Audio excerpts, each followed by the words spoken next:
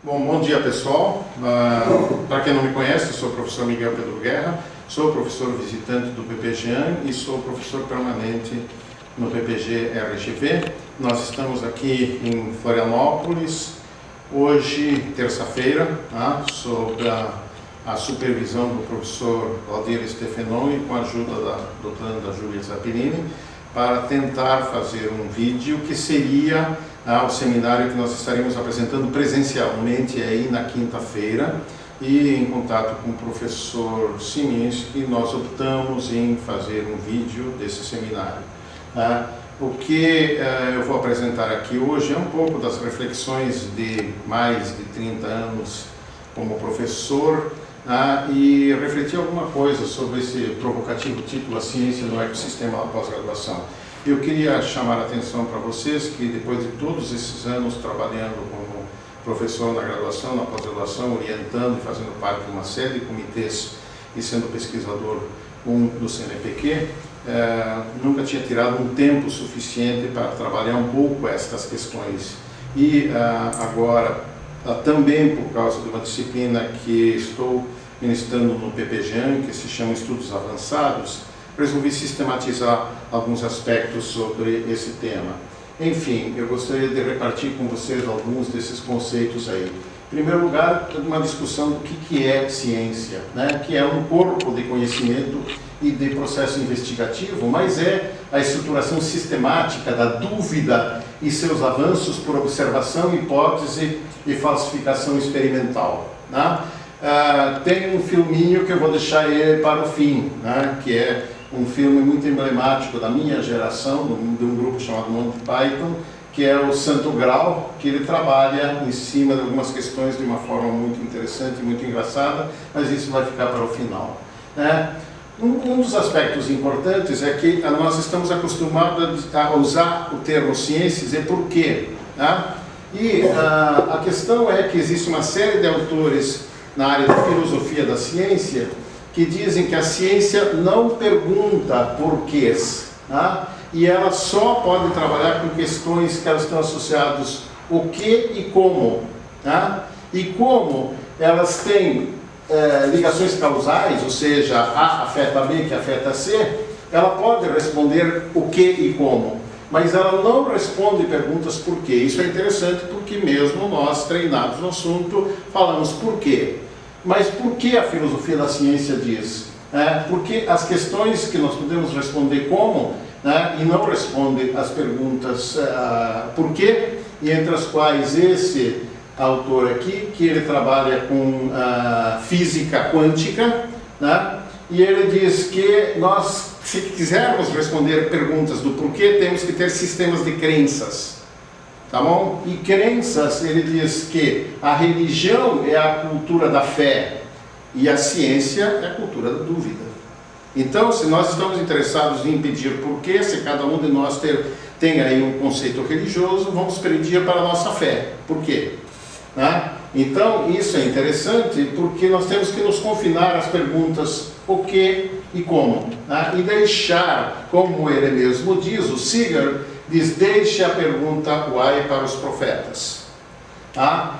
Então, um outro ponto interessante é que a maior parte dos estudantes, e quando a gente começa na pós-graduação, nós temos que começar com uma pergunta, ou seja, qual é a pergunta norteadora? E boa parte dos autores, inclusive o Thomas Sigurd, diz que isso parece ser fácil. Mas ter uma pergunta norteadora necessita muita prática, porque perguntar a pergunta correta é necessário um exercício de aprofundamento bastante interessante sobre isso.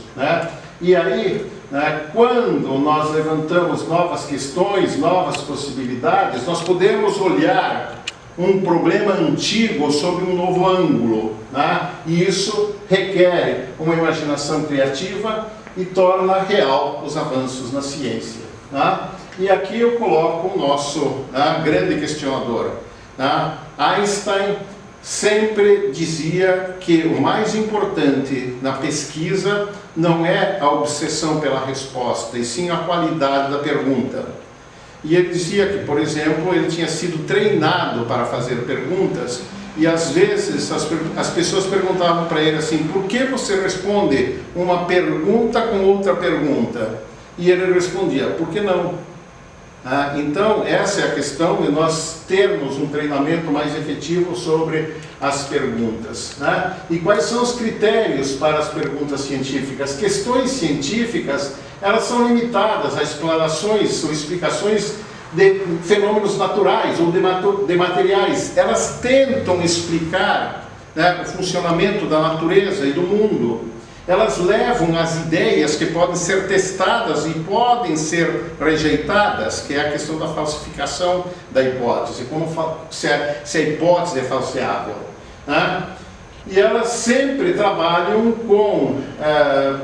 as respostas podem ser repetidas, e elas são abertas a novos testes e a novas abordagens, e elas são repartidas com os membros da comunidade. Repartir com os membros da comunidade significa publicar e ser sujeito a uma revisão pelos pares. E quais são as questões que estão fora da ciência? Elas podem envolver uma explicação sobrenatural, ela pode estar sujeita a um sistema de crenças e valores, tá bom? E ela pode ser trabalhada em cima de uma autoridade, digamos, uma autoridade religiosa, de uma fé revelada, que pode trabalhar com essas questões.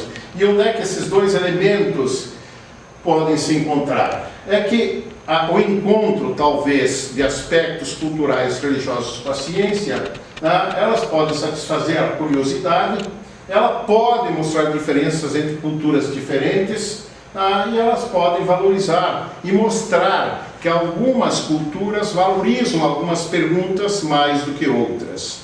Bom, existe uma outra discussão clara dentro da ciência. O que é a ciência básica e o que é a ciência aplicada?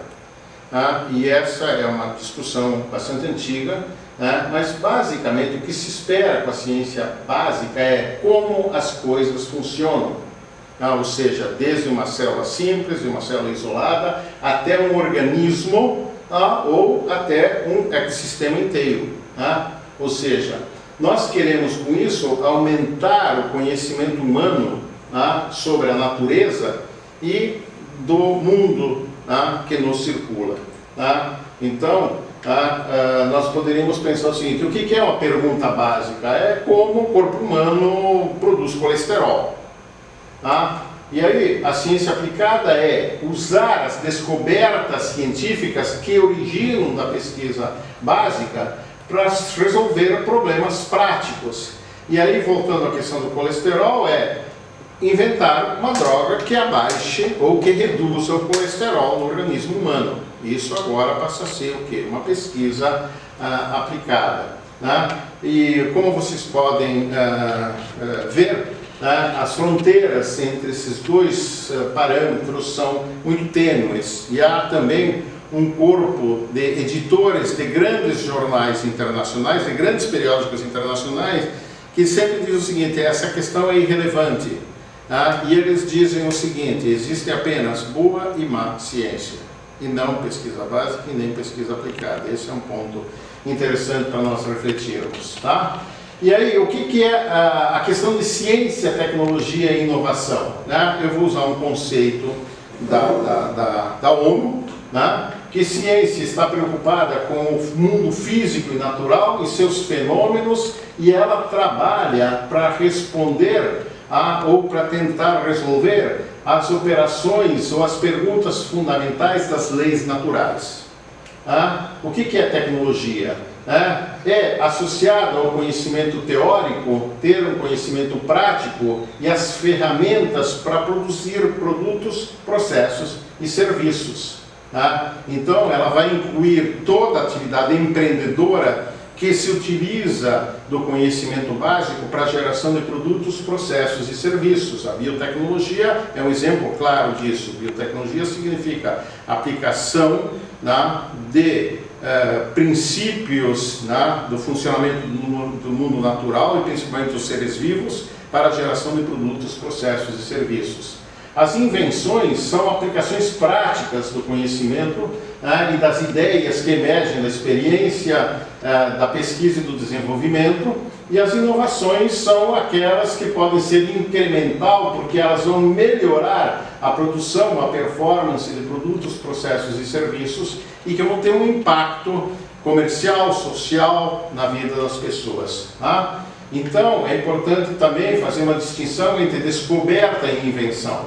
Tá? Descoberta é reconhecer algo que já existe e alguém descobriu e alguém relata pela primeira vez. Né? Se assumirmos aí que Cristóvão Colombo descobriu a América, seria uma descoberta. Agora, a invenção é criar algo que é totalmente novo, com suas próprias ideias, a partir do mundo físico, biológico, natural. Quando nosso amigo Thomas Edison inventou o bulbo de luz, ele fez exatamente uma invenção.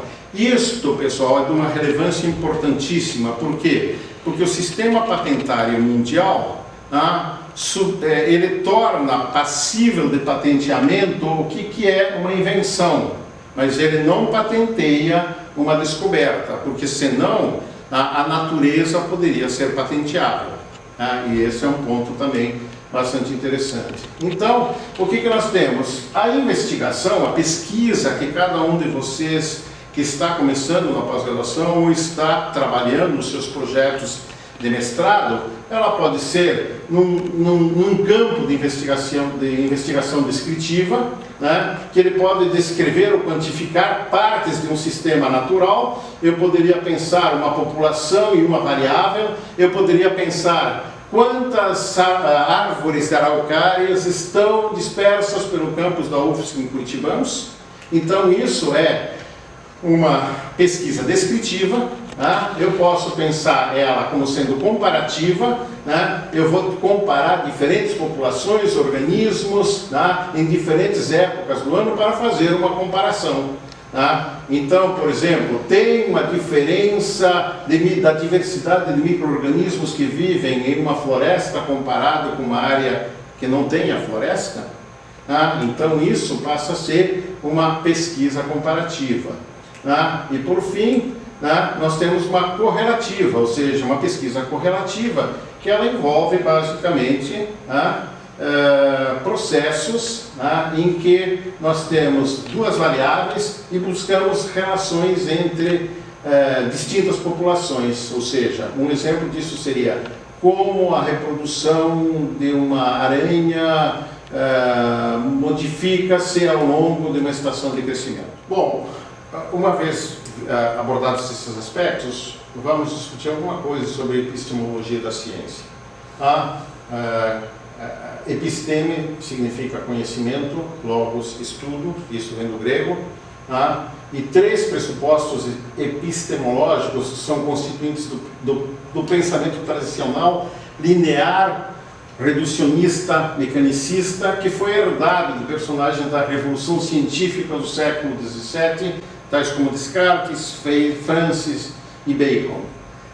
Essa é a ciência clássica que norteou todo um processo de investigação, de pesquisa e de ciência ao longo dos últimos séculos, e ela se baseia fundamentalmente no pressuposto da simplicidade, que é separar o todo em parte e abordar a parte uma a uma. 2. O mundo é estável e pode ser descrito por princípios ou leis. E 3. É possível a objetividade do conhecimento do mundo. Obviamente que isso levou àquele chamado pensamento reducionista, em que a decomposição das partes pode nos fazer entender o todo. Existe aqui um texto bastante interessante sobre isso, do Vasconcelos, que também trabalha com esses conceitos nesse livro aqui, O Pensamento Sistêmico, o Novo Paradigma da Ciência, que ele faz uma bela apreciação entre esses aspectos e as novas formas que nós chamamos que são o pensamento sistêmico. O pensamento sistêmico decorre de descobertas na microfísica, na termodinâmica, na físico-química, na biologia experimental, na biofísica, e o seu papel é rever pressupostos epistemológicos, e ele reconhece a complexidade em todos os níveis da natureza da instabilidade do mundo, das consequentes imprevisibilidades e incontrolabilidade dos fenômenos. Ela passa a ser uma visão sistêmica, novo paradigmática, porque ela focaliza relações entre os elementos componentes de um sistema que distingue também a sua própria inevitável relação com esse sistema. Certo? Quem são os precursores? Eu gostaria agora de abordar um pouco mais a fundo essa questão dos precursores históricos desse pensamento. Né? O von Goethe,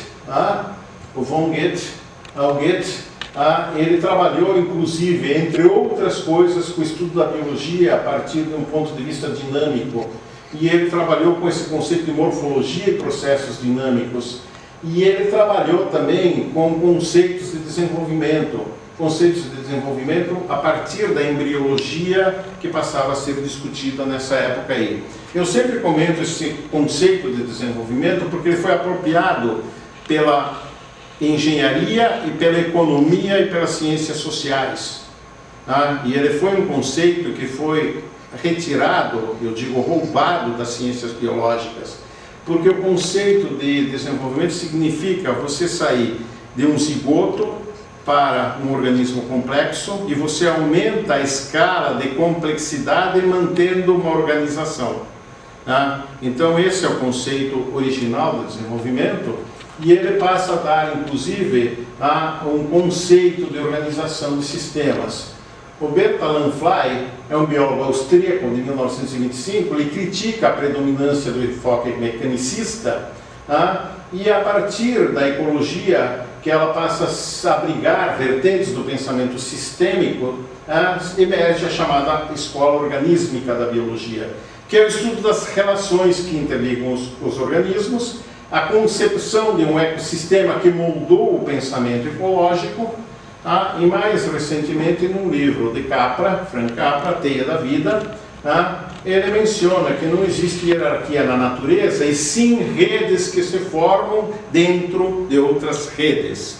Esse livro é interessante porque o Capra, esse é um dos livros que eu sugeria que vocês todos leiam, e discutam, porque nesse livro ele menciona que a sua formação mais da física foi desafiada por uma pergunta que lhe foi dada: como a física poderia ajudar a explicar o funcionamento de um ecossistema. Tá bom? E dentro disso, ele trabalha com alguns conceitos e alguns princípios de funcionamento que eu vou expor mais adiante, mas dentro do próprio Bert Lanfly, ele publica em 68 a Teoria Geral dos Sistemas, em que estuda os princípios universais aplicados nos sistemas em geral, e conceitua sistema como um complexo de elementos em estado de interação, e os fenômenos não podem ser considerados isoladamente, e sim como parte de um todo. E menciona as características definidoras do sistema: globalidade, não somatividade, homeostase, morfogênese, circularidade e equifinalidade. Então, o que seriam cada um desses? Globalidade: os sistemas funcionam como um todo coeso e mudanças em uma parte promovem mudanças em um todo. Não somatividade: o sistema não é a soma das partes e deve ser considerado todo em sua complexidade. A homeostase é um processo de autorregulação, ou seja, mantém a estabilidade do sistema, preservando seu funcionamento. A morfogênese é um processo oposto à homeostase, ou seja, a alteração gradativa de sistemas abertos em absorver aspectos externos e mudar sua organização. Esse é um conceito também da biologia. A circularidade é uma relação bilateral entre elementos. A equifinalidade, o resultado do funcionamento independe do ponto de partida, ou seja, o equilíbrio é determinado pelos parâmetros dinâmicos do sistema. Certo? E aí, voltando ao nosso Capra, ele menciona os princípios de organização. No final do livro dele, ele menciona os princípios de organização de um ecossistema. E o primeiro, a interdependência. Os membros da comunidade estão conectados numa rede de relações. De forma sistêmica, as interações são tão mais importantes do que as próprias partes. O segundo item, a ciclagem, o segundo pressuposto, sendo sistemas abertos, é por onde os nutrientes são reciclados, por isso não há produção de resíduos na natureza. Tá? No 3, a parceria, tendência à associação que estabelece vínculo. 4, cooperação, trocas cíclicas de matéria e energia nos ecossistemas são sustentadas por uma cooperação entre membros da rede. 5, flexibilidade, que ele chama resiliência, retorno ao ponto de equilíbrio após um período de mudanças nas condições ambientais, que ele chama equilíbrio dinâmico. Tá? E 6, diversidade. Tá? Um sistema diverso será resiliente, tá? Porque as espécies podem ter elas se superpõem funções ecológicas que podem ser parcialmente substituídas caso um elo se desfaça. Assim, quanto mais complexa for a rede, mais complexo é o padrão das conexões e mais resiliente será o sistema. Qual é a lição disso? O que isso nos diz? Né? O Capra diz que a decorrência desses princípios é a viabilidade do ecossistema, a sua sustentabilidade.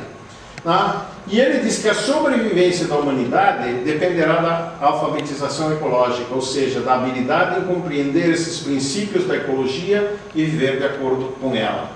E ele diz que se as sociedades humanas utilizarem esses mesmos princípios de organização que um ecossistema nos mostra, nós teríamos sustentabilidade. Tá? Então, passando agora para um outro ponto, né, uma vez visto um pouco do que nós chamamos de epistemologia da ciência, o que eu quero dizer com isso é que não necessariamente um princípio reducionista ou dedutivo, indutivo não vai ser utilizado. Nós continuamos fazendo boa parte da nossa pesquisa baseada nisso, mas é importante ter em mente que existe a necessidade de uma abordagem sistêmica e que a diferença fundamentalmente do dedutivismo e indutivismo do pensamento sistêmico é que no primeiro caso nós temos uma formação específica numa área de bioquímica, de genética ou da área de ciências naturais ou de ecologia e conseguimos responder algumas perguntas. Mas o pensamento sistêmico ele será sempre multidisciplinar e interdisciplinar. E esse é um aspecto importante que nós temos que ter agora ao estruturar nossas redes de pesquisa. Então, como é que nós fazemos a investigação? Quais são os princípios? Nós observamos, nós temos hipóteses, nós coletamos dados, nós analisamos dados e nós concluímos. Então, nós poderíamos pensar na ecologia, população e variáveis. O que são a população? Todos os indivíduos de uma espécie em uma determinada área. As araucárias ou as bracatingas do campus de curitibanos.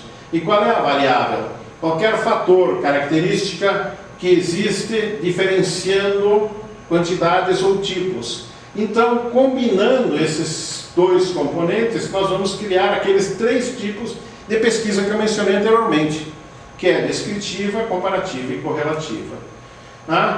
Então, a questão é como, um dos pontos, o que é a hipótese, o que é uma pergunta norteadora? Você vai estabelecer o seu ponto de vista da ideia principal.